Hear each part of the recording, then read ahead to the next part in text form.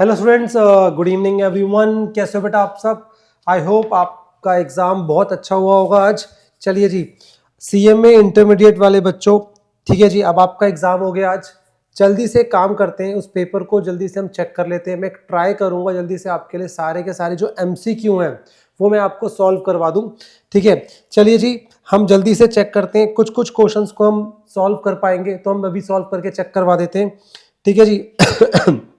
सबसे first question आपका जो आया था यहाँ पर वो क्या आया था आपका, विच of the following is not fundamental accounting assumption. मतलब ये AS1 से आया है टेक्निकली आपका क्वेश्चन।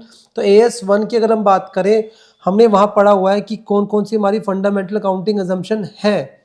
गोइंग कंसर्न है, कंसिस्टेंसी है, अक्रूवल है। तो मतलब ये क्या हो गया, नॉट पूछा हुआ है, दैट इज ये आंसर हो गया।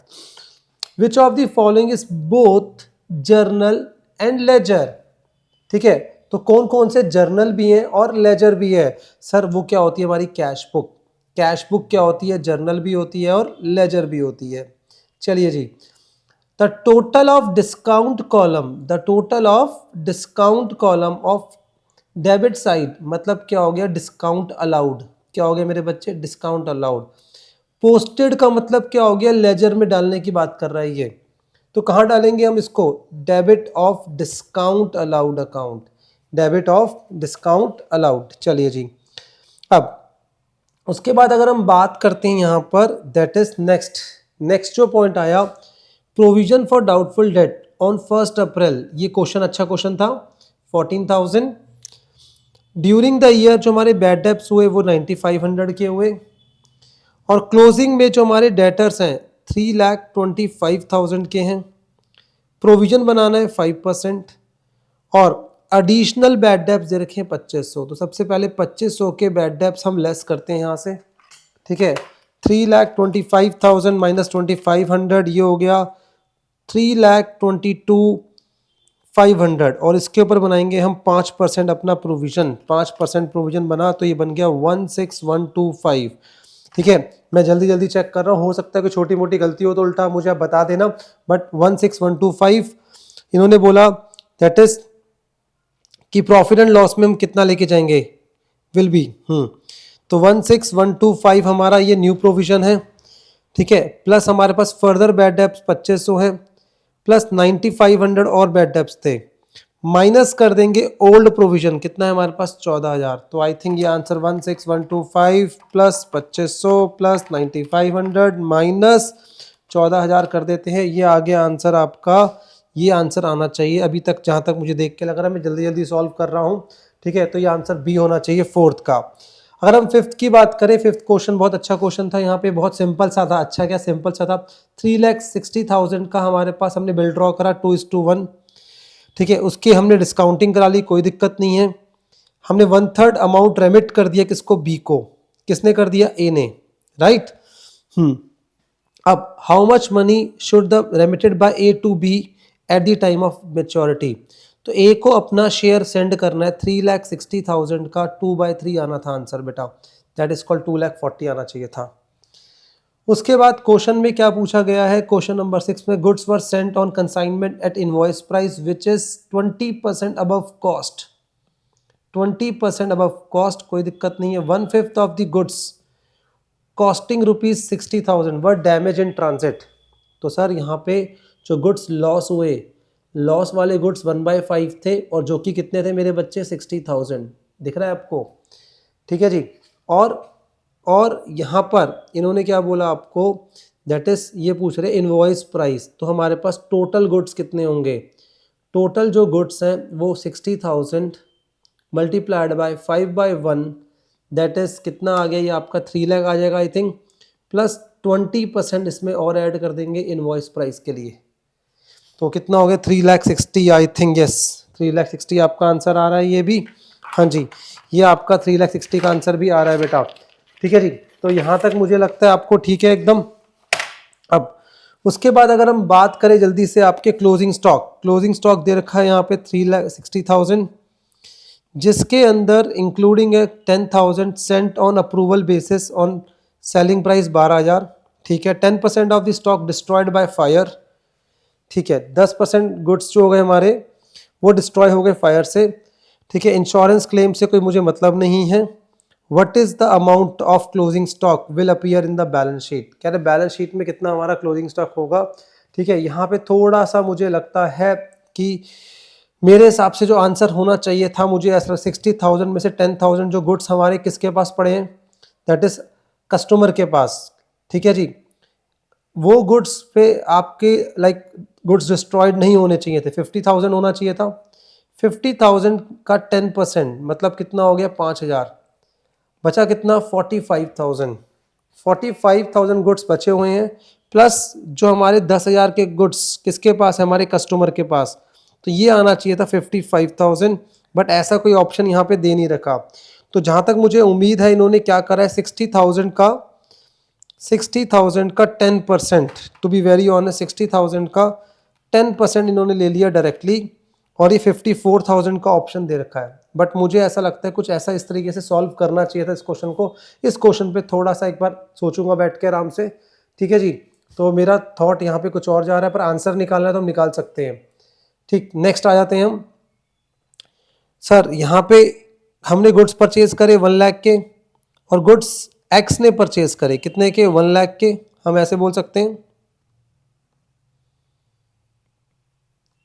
और वाई ने गुड्स को सेल करा 1,50,000 का, हमारा प्रॉफिट हो गया 50,000, जो कि दोनों में जाएगा 25 और 25। सिंपल कॉन्सेप्ट बोलेंगे, एक्स ने खर्चा करा 1 लाख प्लस साथ में उसका प्रॉफिट बनता है 25, तो एक्स को कितना मिलना चाहिए 1,25,000, 1,25,000 है, यस। वाई विल रेमिट 1,22,000, ये आंसर आना चाहिए था ए।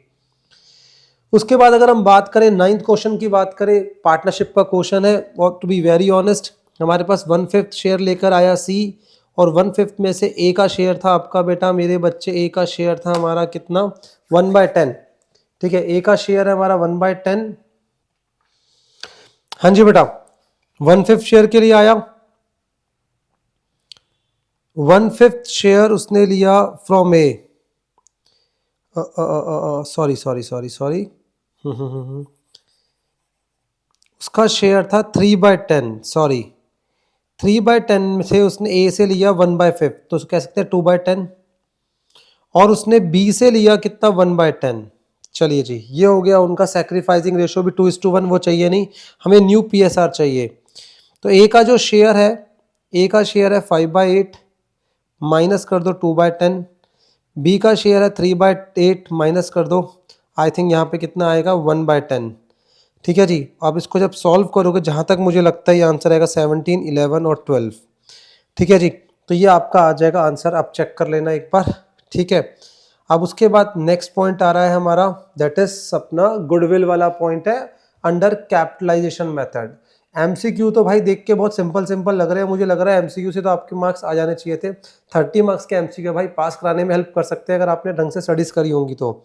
एवरेज प्रॉफिट है, इसको कैपिटलाइज करना है, तो 12% से डिवाइड कर देते हैं यहीं पर ही, 17,34,000 डिवाइडेड बाय 12%, ये हो गया 144,50, ठीक है। और ये माइनस कर देते हैं इसमें से कितना 135 lakhs और 83 lakhs, तो 135 लाख माइनस 83 लाख, बेटा ये कितना हो गया 52, तो 144.5 माइनस 52, आई थिंक सो ये आंसर आएगा 92.50, आप चेक कर लेना एक बार, ठीक है जी। अब इसके बाद बड़ा प्यारा सा क्वेश्चन आया था आपका ये डिपार्टमेंट से बेटा, डिपार्टमेंट का क्वेश्चन है, you have to find out GP on sales, ठीक है जी। कोई दिक्कत नहीं है, हमारे पास इंडिविजुअल परचेज प्राइस नहीं है, हमारे पास टोटल परचेज प्राइस है, ठीक है जी, और हमारे पास सेलिंग प्राइस है। तो हम यहाँ पे याद करो, हम जब क्वेश्चन सॉल्व करते थे तो हम एज्यूम करते थे कि जो परचेज यूनिट्स है ना उनको हमने अगर सेल करा तो कितना सेल वैल्यू होगी, तो 2000 इंटू 130 करोगे, 4000 इंटू 117 करोगे, और 4800 इंटू 140 करोगे। जब ये तीनों आप करोगे तो आपका जल्दी से आंसर क्या आएगा यहाँ पे, आई थिंक जहाँ तक मुझे लग रहा है देखकर, ये जो आंसर आ रहा था आपका ये आ रहा है 14 लाख, ठीक है जी। और आपकी परचेज वैल्यू है 9,80,000, तो 14 लाख माइनस 9,80,000 ये हो गया बेटा 4,20,000। ठीक है, तो 4,20,000 डिवाइडेड बाय 14 लाख, तो बेटा मेरा बच्चा ये 4,20,000 डिवाइड बाय 14 लाख इंटू 100, ये आंसर आएगा 30%। आप देख लेना एक बार। हमें करना क्या था यहाँ पे, ये सारी जो परचेज की क्वांटिटी थी इनको मल्टीप्लाई करना था सेल प्राइस से, तो टोटल सेल वैल्यू आ गई, टोटल सेल वैल्यू आ गई और टोटल परचेज प्राइस गिवन है। तो ऐसे कुछ करके करते हैं आप सॉल्व इसको। इसके बाद यहां पर हमारा हायर परचेज का क्वेश्चन आया बेटा, और वो भी उसके अंदर हमें क्या निकालना था, इंटरेस्ट निकालना था। एंड यहाँ पे हमारे पास रेट ऑफ इंटरेस्ट गिवन नहीं था, तो सर यहाँ पे हमें सबसे पहले क्या करना है, हायर परचेज प्राइस निकालना है। हमारी इंस्टॉलमेंट है 2,88,000 की 3 plus down payment I think 2,16,000, I think यही है। ठीक है, तो 2,88,000 मल्टीप्लाइड बाय 3 प्लस 2,16,000, ये आ गया 10,80,000 माइनस कर दो कैश प्राइस, और मेरा बच्चा कैश प्राइस कितना है 8,64,000, तो माइनस 8,64,000 ये हो गया 2,16,000 total interest of all the 3 instalments. अब इन इंटरेस्ट में से आप क्या करोगे, फर्स्ट इंस्टॉलमेंट का इंटरेस्ट निकालोगे, और ये रेशो मेथड लगना था इसके अंदर, और मैंने सिखाया हुआ है आपको बेटा 3:1 इसका रेशो बनाएंगे हम। तो 2,16,000 का फर्स्ट इंस्टॉलमेंट है, 3/6 कर दो इसको, तो डिवाइड बाय 6 मल्टीप्लाइड बाय 3, ये हो गया हमारा 1,08,000 आंसर। ये बस मैं अभी जल्दी जल्दी बता रहा हूँ आपको क्या आंसर आना था। उसके बाद फिर एएस से क्वेश्चन आया मेरा बच्चा, एएस से बहुत क्वेश्चन पूछे हैं यार इस बार इन्होंने। ठीक है, where should a company disclose accounting policies, notes to accounts. उसके बाद ये आया हमारे पास AS22 से, AS22 का ये अच्छा क्वेश्चन है सर, AS22 का। चलिए जी एक बार जल्दी से ट्राई मार ले इस क्वेश्चन को। यस सर, ट्राई मार लेते हैं। हमारे पास एक असेट लिया हमने 1 लाख का, ठीक है, ये जो असेट है हमारी बुक्स ऑफ अकाउंट्स में इसको डेप्रिशिएट करेंगे 50 और 50, पर इनकम टैक्स के अंदर फर्स्ट ईयर में जो डेप्रिशिएशन प्रोवाइड करा गया वो 75, ये डेप है बुक्स का, ये डेप है हमारा इनकम टैक्स का। इनकम टैक्स का डेप फर्स्ट ईयर में ज़्यादा प्रोवाइड कर दिया, तो इसका मतलब क्या हो गया, फर्स्ट ईयर में हमें क्या क्रिएट करना है, DTL, क्या क्रिएट करना है, DTL। और सेकंड ईयर में क्या होगा, उसका रिवर्सल, कि सेकंड ईयर में डेप कितना होगा यहाँ पे 25। ठीक है, तो पहली बात तो पॉइंट आ गया था, इन्होंने पूछा क्या, in year 2 the entity should reverse क्या रिवर्स करेगी, DTL, क्रिएट नहीं रिवर्स करेगी, आंसर यही आ गया। वैसे तो हम चेक भी कर लेते हैं। ठीक है, अब देखो यहाँ पर आप, हमारा डेप्थ था अकॉर्डिंगली 50, पर इनकम टैक्स ने दिया 75, 25,000 इनकम टैक्स ने एक्स्ट्रा डेप्थ प्रोवाइड कर दिया फर्स्ट ईयर में, जिसका बर्डन हमारे पास आएगा नेक्स्ट ईयर में, और रेट क्या है हमारा 10%, तो 2500 हो गया। ये आई बात समझ, कितना हो गया मेरे बच्चे, ये 2500 हो गया।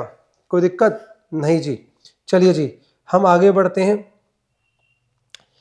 सर ये हमारा क्वेश्चन है, इसमें अमाउंट आउटस्टैंडिंग निकालना at the end of the year, कोई दिक्कत नहीं है। हमारे पास सब्सक्रिप्शन रिसीव्ड हुई है 11,25,000, जिसके अंदर से प्रीवियस ईयर की भी है 65,000, और नेक्स्ट ईयर की भी कितनी है मेरे बच्चे, 25,000। तो इसका मतलब करंट ईयर की आप निकाल सकते हो, 11,25,000 माइनस ये हो जाएगा आपका 90,000 आई थिंक सो, ये हो गया 10,35,000। ठीक है, और करंट ईयर की आनी कितनी थी, 5,000 इंटू 250, 5,000 इंटू 250, ये आ गया 12,50,000। ये इतनी आनी चाहिए थी, इतनी मिली, तो ये हो गया आपका 12,50,000 माइनस 10,35,000, और ये हो गया 2,15,000। जिन जिन बच्चों ने यहाँ तक मेरे साथ दिया और चेक करा, तो मुझे बताना आपके कितने कितने MCQ ठीक हुए भाई, और भाई आपको सारे आंसर्स ठीक लगे या आपका कोई फीडबैक है तो प्लीज़ कमेंट्स करके मुझे बताना। एंड अपार्ट फ्रॉम दैट हो सके तो मेरी वीडियो को लाइक कर लेना यार। ठीक है जी, बहुत ज़रूरत है मुझे अभी। ठीक है, मैं बहुत मेहनत कर रहा हूँ आप सबके साथ। चलिए जी, अब हम बात करते हैं सेक्शन बी। सेक्शन बी के अंदर हमारे पास अगेन 5 क्वेश्चन अटेम्प्ट करने थे। मैं इसका ओवरव्यू दे रहा हूँ, इसको मैं सॉल्व नहीं करवा पाऊंगा। सबसे पहले क्वेश्चन आया था हमारे पास कैश बुक का, बड़ा सिंपल सा क्वेश्चन है 7 मार्क्स का, ये अटेम्प्ट हो जाना चाहिए था बच्चों से। 30 मार्क्स ना अगर बच्चा ढंग से पढ़ के गया, मुझे लगता है 30 में से ना 20 तो आ जाएंगे एमसीक्यू के कम से कम। अब यहाँ पर देखो कैश बुक 7 मार्क्स की है, 7 मार्क्स की कैश बुक के अंदर कैश बैंक ओवरड्राफ्ट दे रखा है, कितना आपका 2,50,000। अब यहाँ पे क्या है, चेक हमने क्या करे सेंड मतलब डिपॉजिट, पर क्लियर नहीं हुए, क्या नहीं हुए, क्लियर नहीं हुए, तो ये टाइमिंग डिफरेंस है बेटा। कौन कौन से चेक, ये वाला और एक ये वाला चेक अप टू 31 मार्च, तो 4600 प्लस 900, आई बात समझ।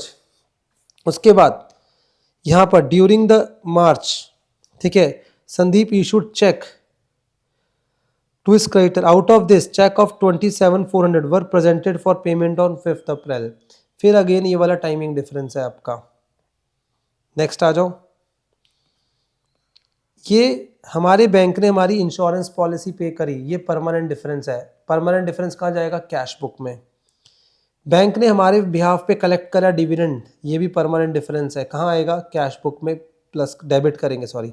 Interest, interest charged by bank, charge by bank, bank ने इंटरेस्ट चार्ज करा मेरे बच्चों, तो इसका मतलब बैंक ने डेबिट करा, बैंक ने माइनस करा, तो कैश बुक से भी माइनस होना चाहिए, ये मतलब क्रेडिट साइड में आएगा, मतलब ये भी आपका परमानेंट डिफरेंस है।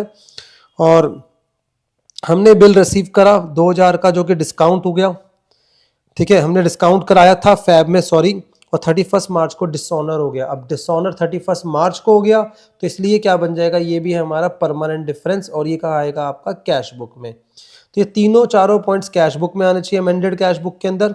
फिर अमेंडेड कैश बुक की हेल्प से आप क्या बनाओगे, बीआरएस बनाओगे। Question is very very simple. उसके बाद एज यूजुअल आप क्या देख पा रहे हो, कैपिटल एक्सपेंडिचर और रेवेन्यू एक्सपेंडिचर से क्वेश्चन आया था 7 मार्क्स का। तो बच्चा अगर ढंग से पढ़ के गया होगा तो ये भी वो कर लेगा, ठीक है, कोई बहुत बड़ा दिक्कत नहीं है, देख के लग नहीं रही है जैसे रेवेन्यू एक्सपेंडिचर है। एक्सटेंशन ऑफ रेलवे ट्रैक, ये आपका कैपिटल एक्सपेंडिचर होना चाहिए। Installation cost of new production machine, capital expenditure है। Rent paid for factory, revenue expenditure है, नॉर्मल रिकरिंग है। तो आई थिंक अगर आप पढ़ के गए थे तो हो जाना चाहिए था।